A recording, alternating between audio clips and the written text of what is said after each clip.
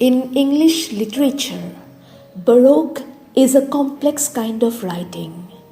It is grand and is rich intellectually.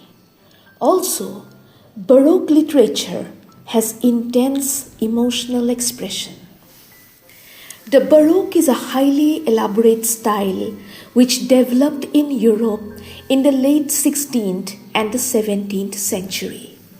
In English literature, writers like John Donne, George Herbert, Andrew Marvell, and John Milton tried out this kind of writing.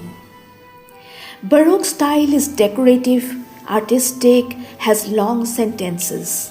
The metaphors are rich and the description is elaborate.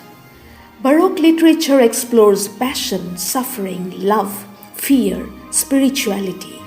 Such literature also explores wonder, melancholy, human conflict, and religious devotion.